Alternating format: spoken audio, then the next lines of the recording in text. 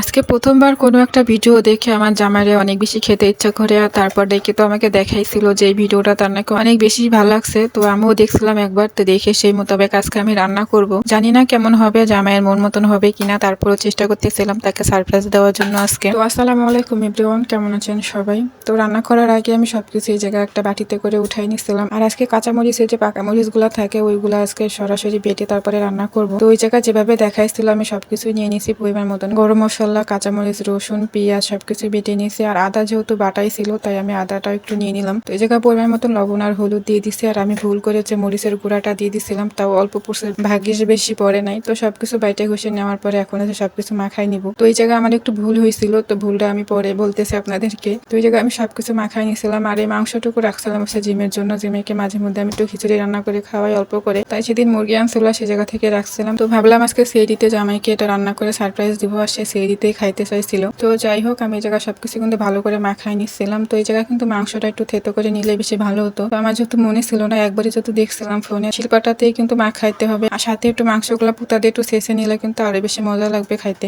তো আমার এই কথাটাই মনে ছিল না, তো কি করার, মনে না থাকলে কি হবে। তো আমি এই জায়গায় ভালো করে মাখাই রেখে প্রায় আধা ঘন্টার মতন রেখে দিছিলাম। আর এখানে কিন্তু আমি অল্প পরিমাণ তেলও দিয়ে দিছিলাম, তেল দিয়ে ভালো করে সবকিছুই মাখাই নিছি। আর এই রান্নাটা কিন্তু মুরগির মাংসের রান দিয়ে করলে কিন্তু অনেক বেশি ভালো লাগতো, দেখতেও কিন্তু অনেক বেশি ভালো লাগতো। তো যাই হোক, মুরগির রান যেহেতু ছিল না, এরকম ছোট ছোট টুকরা করা মুরগির মাংস ছিল, আর এগুলোই দিয়ে আজকে আমি বানাই ফেলবো। তো আধা ঘন্টা পরে আমি চলে আসলাম চুলার পরে, আর কড়াইতে তেল দিয়ে আমি মাংসগুলো ভাজতেও দিয়ে দিছি। আর এই জায়গা যেহেতু চিতনা কড়াইতে দিছি না, তেলের পরিমাণটা বোঝা যাচ্ছিল না। আর এই সময় জিমের আব্বু চলে আসছিল, আর ও তো দেখে অনেক বেশি খুশি হয়েছিল। যেহেতু সেরিতে খাবে তাই আমি একটু বিকালবেলা রান্না করতেছিলাম, সবকিছু একবারে রান্না বান্না করে রাখি। ভাবছিলাম ওকে রান্না করে রেখে আমি ওকে সারপ্রাইজ দিব, কিন্তু এসেই তো দেখে ফেলাইছে। তো যাই হোক, এসে তো আমার বলতেছিল তুমি মাংসগুলো থেতো করে দাও নাই। তো আমি তো একবারই দেখছিলাম, মনেই ছিল না। তো বলতেছিল এখন কি করবো, খুন্তি দিয়ে একটু থেতো থেতো করে দিচ্ছিলাম। তো এরকম থেতো না করে দিয়ে আমার একটু বেশি সুবিধা হয়েছিল, কারণ আমার জিম্মাও কিন্তু খাইতে পারবো। তো এটা তো যাই হোক, আমি খুন্তিতে যতটুকু পারছি না একটু চাপে চাপে দিয়ে একটু থেতো মতন করে দিয়েছিলাম। হাতও কড়াইতে অল্প অল্প জাল দিয়ে তারপরে আমি এটা রান্না করতেছিলাম যাতে ভালোভাবে সিদ্ধ হয়ে যায়। আর আপনারা বলেন তো এটার নাম কি দেওয়া যায়? আমি তো একদমই নাম খুঁজে পাচ্ছিলাম না, কি নাম দিব এটার।